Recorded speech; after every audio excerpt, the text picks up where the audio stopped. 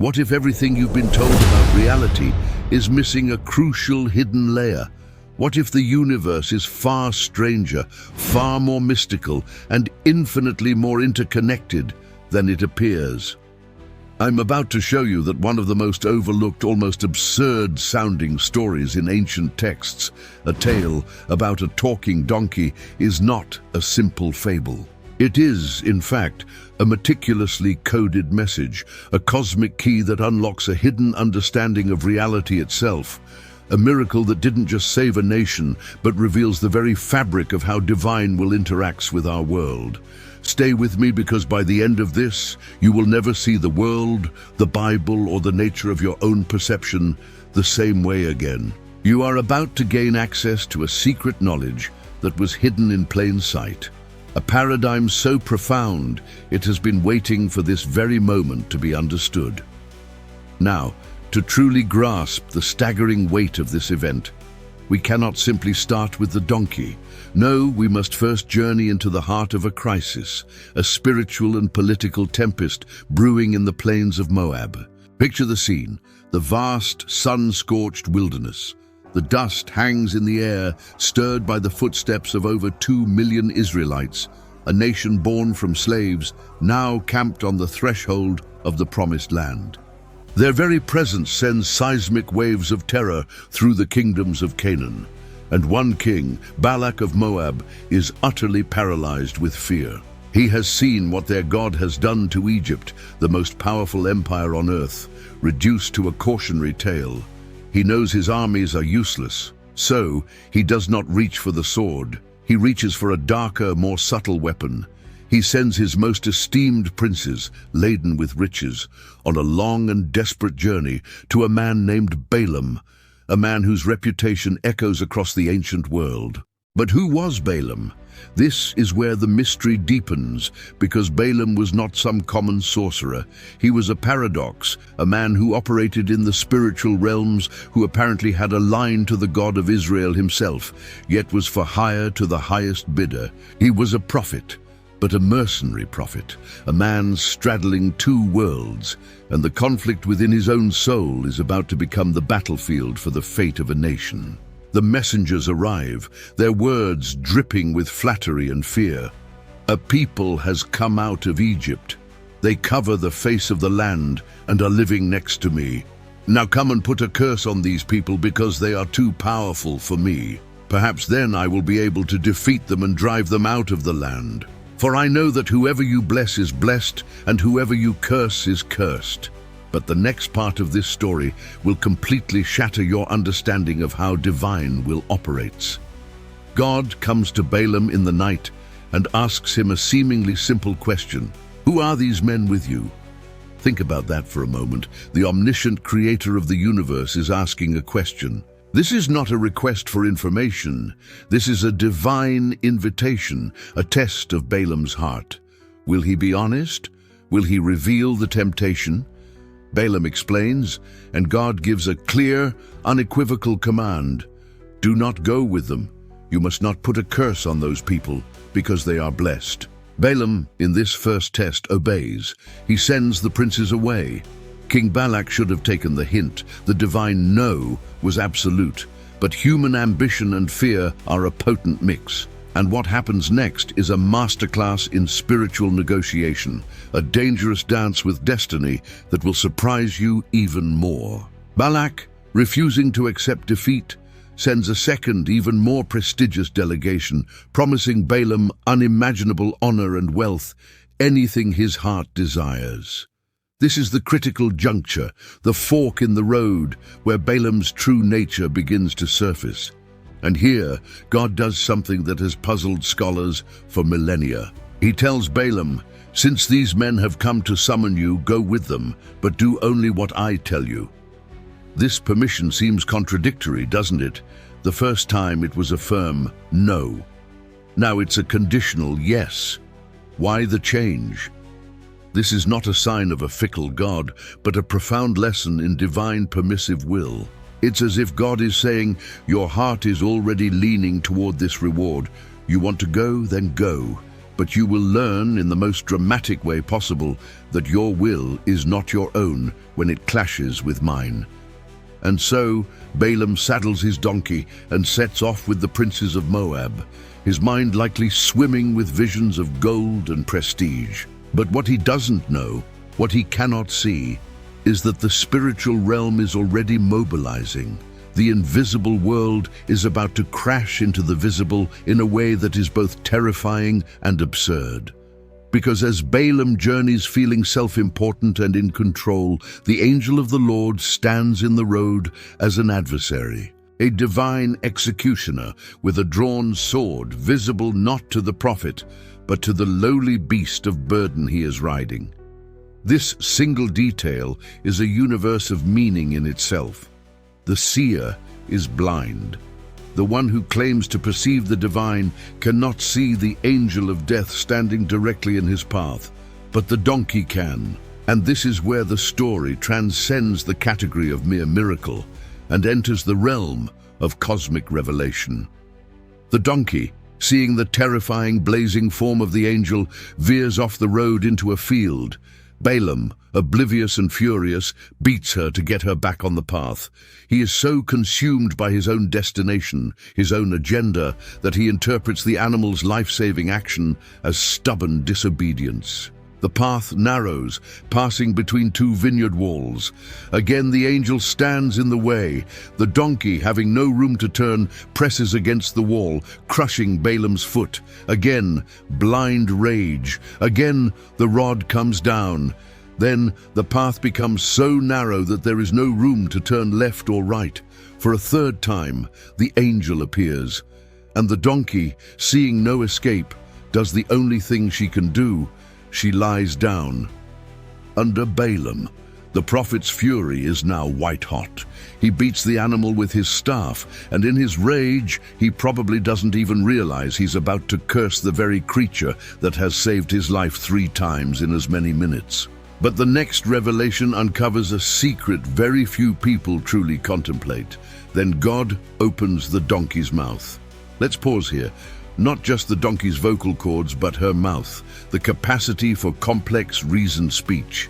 This is not a parrot's mimicry. This is a theological debate. What have I done to you to make you beat me these 3 times? The question is logical, poignant, and utterly devastating. It's a question of justice posed by an animal to her master. Balaam, in a moment of sheer unthinking absurdity, answers her as if this were the most normal thing in the world. "You have made a fool of me. If only I had a sword in my hand, I would kill you right now." The donkey's reply is one of the most brilliant lines in all of Scripture, a masterstroke of irony that should have humbled Balaam to the core. "Am I not your own donkey which you have always ridden to this day? Have I been in the habit of doing this to you?" "No," he admits. In that moment, the scales fall not from Balaam's eyes, but from his ears. He hears the absurdity of his own words. He is arguing with his donkey, and it is only then, after the beast has spoken, that the Lord opens Balaam's eyes, and he sees the angel of the Lord standing there with the drawn sword. What comes next may change how you see the nature of prophecy and perception forever. The angel confirms the donkey's role. "I have come here to oppose you because your path is a reckless one before me. The donkey saw me and turned away from me these 3 times. If she had not turned away, I would certainly have killed you by now, but I would have spared her." The animal's perception was more accurate than the prophet's. Her obedience to what she saw was more righteous than his. This is the great inversion, the cosmic joke at the expense of human pride. The miracle was not merely that a donkey spoke. The miracle was that God used the most humble, unclean creature according to the law to rebuke and save the proud, enlightened prophet. This event was a living parable, a dramatic enactment of the truth that God's messengers can come in the most unexpected packages, and that true sight is a gift of grace, not a product of spiritual attainment. And this was merely the prelude. the divine intervention to get the messenger in line, because the words that Balaam was then compelled to speak from the mountaintops over Israel were not curses, but some of the most beautiful, powerful, and messianic prophecies in the entire Old Testament. He looked down upon the tribes of Israel, and instead of a curse, the Spirit of God forced from his lips a blessing. How can I curse those whom God has not cursed? How can I denounce those whom the Lord has not denounced? Let me die the death of the righteous, and may my final end be like theirs. But the mystery doesn't end there. It only deepens, weaving a thread that connects this event to the farthest reaches of history and even into the heavens themselves. For instance, consider the archaeological discovery of the Deir Allah inscription in Jordan, which mentions a seer of the gods named Balaam son of Beor. This isn't just a biblical story. It's a story that echoes in the secular historical record, confirming the existence and renown of this very figure. And then, fast forward over 1,000 years to the New Testament, where the Apostle Peter and the book of Jude reference Balaam directly, holding him up as a warning of greed and false teaching. Jude even says that certain corrupt people in the church have rushed for profit into Balaam's error. The story of Balaam becomes a timeless archetype, a cautionary tale about the danger of trying to monetize spiritual power, of knowing the will of God but being willing to negotiate it for a price. And the symbolism of the donkey itself is a universe of hidden meaning. In the ancient Near East, the donkey was often a symbol of peace, service, and humility, in contrast to the war horse. Jesus himself would later enter Jerusalem riding on a donkey, fulfilling a prophecy of Zechariah, embodying the same humble, peace-bringing kingship that was prefigured in this very story. The donkey that spoke to save Israel from a curse was a precursor to the donkey that would carry the Savior who would save the world from the ultimate curse. And as we pull back the layers, we start to see a pattern, a divine methodology that repeats throughout history. God uses the foolish things of the world to shame the wise, the weak things to shame the strong. He uses a stutterer like Moses to confront Pharaoh, a shepherd boy like David to slay Goliath, a teenage girl like Mary to bear the Messiah, and a donkey to rebuke a prophet. This pattern is the key to understanding the hidden structure of reality, a structure where pride is the ultimate blindness and humble submission is the ultimate sight. The talking donkey was not a random magic trick. It was a deliberate, profound, and ironic demonstration of this cosmic principle. It forces us to ask ourselves, what are the donkeys in our own lives?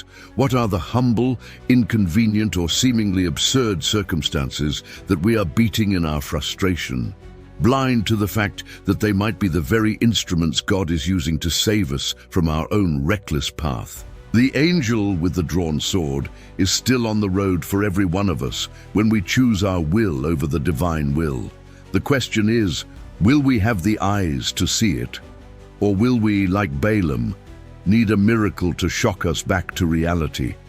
But the most astonishing secret, the one that ties the entire cosmic narrative together, is still to come. This event on the road to Moab was more than a historical incident. It was a fractal, a small-scale model of a much larger spiritual war.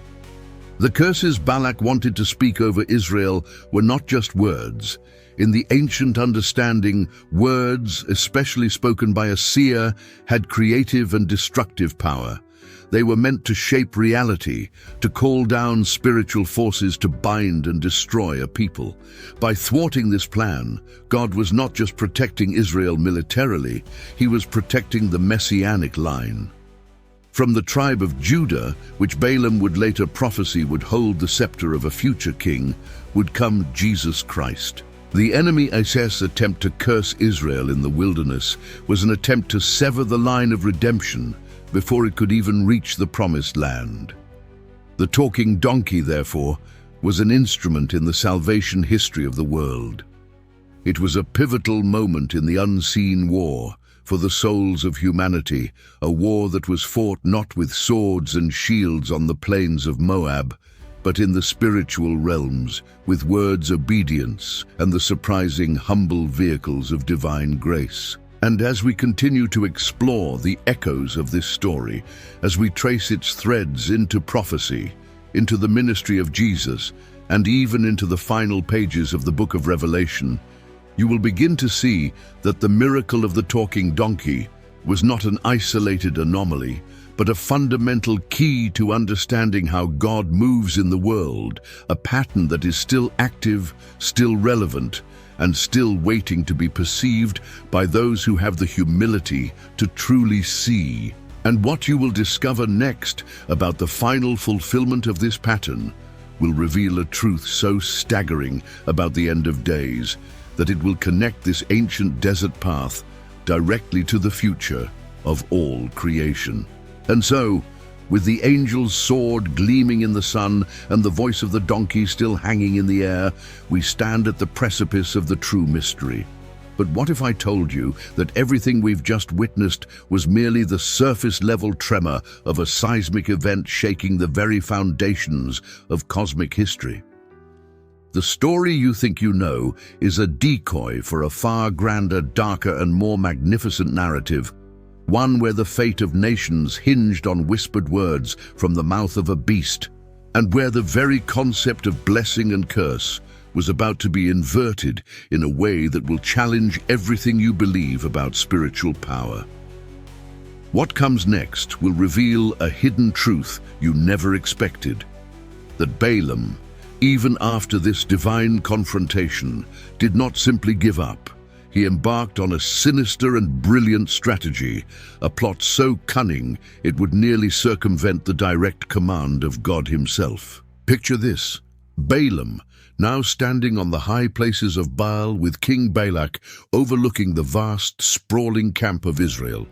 7 altars are built, sacrifices are offered, and the king waits, his heart pounding, for the curse that will decimate his enemies. Balaam retreats to a barren height to seek an omen, and the entire universe seems to hold its breath. But the words that come from his mouth are not his own. They are poured into him by a force so powerful it twists his tongue and captures his will. How can I curse whom God has not cursed? How can I denounce whom the Lord has not denounced? The first oracle is a devastating blow to Balak, a blessing. Furious, the king takes him to another place, the field of Zophim, to the summit of Pisgah. Perhaps God will let you curse them from here, he pleads. Again, the sacrifices. Again, the seer seeks the omen. And again, the Spirit of God descends, and the prophecy that erupts is even more powerful.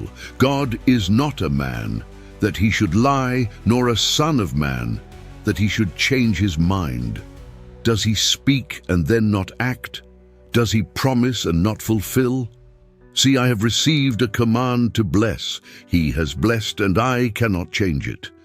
The story only grows darker and more mysterious from here, because this is where Balaam's true genius for evil reveals itself. He understands the fundamental law of the universe. God's sovereign blessing is irrevocable. He cannot directly curse what God has blessed. But he knows another, more subtle law, the law of covenant and consequence. If he can induce Israel to curse themselves, to break the covenant with their God through their own sin, then the divine protection will lift, and the destruction will be not an act of God's fickleness, but an act of his justice. And so, he formulates a plan so diabolical it would be echoed by tempters for millennia to come. He advises Balak to send the most beautiful women of Moab and Midian into the Israelite camp, not merely as a temptation of flesh, but as a theological trap. These women were to invite the Israelite men to the feasts of their gods, to the sacrifices of Baal of Peor. It was a seduction designed to lead them into idolatry and sexual immorality, the 2 great breaches of the covenant. And it worked with horrifying efficiency. The people began to yoke themselves to Baal, and the fierce anger of the Lord burned against Israel. A plague erupted among them, and 24,000 would die before it was over. Balaam, the man who could not curse, had found a way to orchestrate a self-inflicted curse, proving that the greatest threats are never the frontal assaults, but the subtle corruptions from within. But the next part of this saga will plunge you into a realm of symbolism so deep it connects this ancient desert plot directly to the final battle, described in the book of Revelation. Because the strategy of Balaam, the teaching of enticing God's people into compromise and idolatry, becomes a permanent archetype of spiritual warfare. In the letters to the churches in Revelation, Jesus himself warns the church in Pergamum, "You have there those who hold the teaching of Balaam, who taught Balak to put a stumbling block before the sons of Israel so that they might eat food sacrificed to idols and practice sexual immorality." This is not a mere historical footnote. It is a dire warning that the same spirit that operated through Balaam is active throughout history, working to undermine the people of God not through outright persecution, but through insidious assimilation and moral compromise. The talking donkey was the initial dramatic miracle to save Israel from an external curse, but the greater, more silent battle was just beginning. The battle for the heart and soul of the nation. A battle that continues in every generation, in every culture, and indeed within every human heart, tempted to serve God and the world simultaneously.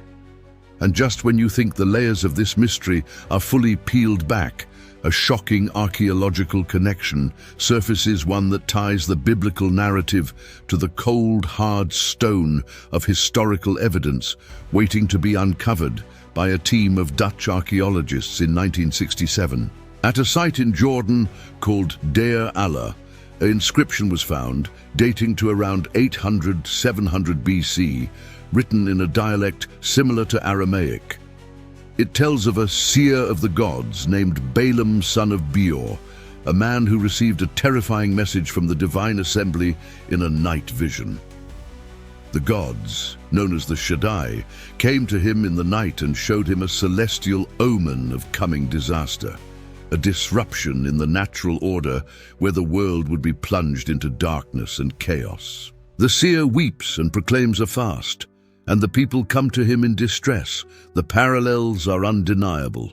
Here, outside the Bible, we have a figure of the same name, from the same approximate era, known as a visionary who received divine messages. This doesn't prove the talking donkey, but it shatters the notion that Balaam was a purely fictional character invented by biblical writers. He was a real historical figure of renown, a prophet to the pagan nations, whose story was so powerful it echoed across cultures and was recorded on plaster walls for centuries. This artifact stands as a silent witness, a cryptic piece of a puzzle that suggests the biblical account is rooted in a genuine historical person whose life intersected with the divine in profound and terrifying ways. Now, hold on to that thought, because what we are about to explore next will fuse the historical, the symbolic, and the prophetic into a single, terrifyingly beautiful tapestry that points directly to the end of all things. The pattern established here, the failed curse, the substitute strategy of corruption, and the ultimate victory of God's purpose, is a microcosm of the entire biblical meta-narrative. It is the same pattern we see in the Garden of Eden, where a direct command was circumvented by a subtle lie. It is the pattern we see in the temptation of Christ in the wilderness, where Satan, unable to break Jesus directly, offered him a path of compromise to achieve his kingdom without the cross. And it is the pattern that the book of Revelation reveals will climax in the final days of human history, with the rise of a global system of economic and spiritual compromise, a modern-day teaching of Balaam on a planetary scale that will seek to seduce the inhabitants of the earth into a new idolatry. The donkey's voice was the first shock to the system, but the war it heralded is an eternal one, a conflict between the sovereign blessings of a holy God and the relentless, cunning strategies of the adversary who knows he cannot curse what God has blessed, but never ever stops trying to make us curse ourselves. And this leads us to the most breathtaking and controversial implication of all, a secret buried in the final words of the Balaam narrative that most readers completely overlook. After the failure of his plan and the subsequent plague, the Israelites, under Moses' command, waged war against the Midianites, and in the battle they killed Balaam son of Beor with the sword. The man who lived by the word, who trafficked in the power of spoken blessing and curse, died by the sword, the instrument of physical force. It is a stark and poetic justice, but the book of Joshua later adds a chilling detail. It refers to Balaam as the diviner. This title is key, for it connects him to a whole realm of forbidden occult practices, of seeking to manipulate spiritual forces for personal gain. He was a man who knew the true God, who heard his voice, and yet who tried to rent out that connection for a price. His story is the ultimate warning against the professionalization of spirituality, against the danger of knowing the truth but not being transformed by it. He is the archetype of the compromised prophet, the religious professional whose heart is ultimately aligned with wealth and influence rather than with the divine will. But the story does not end with his death. Oh no, the echoes of his actions ripple forward, and the next revelation is perhaps the most startling of all, for it suggests that Balaam's final failed attempt to curse Israel actually produced one of the most significant and mysterious prophecies of the coming Messiah, a star rising out of Jacob, a scepter coming out of Israel. From the mouth of a man hired to destroy a nation came the very words that would fuel the hope of that nation. For centuries, the very words that wise men from the East would later study, connecting a celestial sign to the birth of a king in Judea. The man who was paid to speak death ultimately became an unwilling vessel for the promise of eternal life. This is the ultimate divine irony, the supreme demonstration that God can write straight with the crookedest of lines, that even the most venomous intentions of the enemy can be co-opted and reversed to proclaim the glory of the ultimate victor.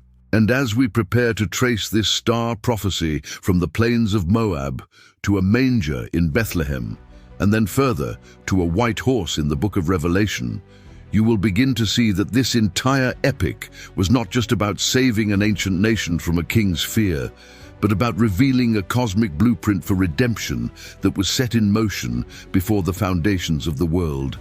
A blueprint where even the opposition is forced to play its part in a story that is far, far from over. And the role you yourself may be playing in this ongoing cosmic drama is the most pressing question of all.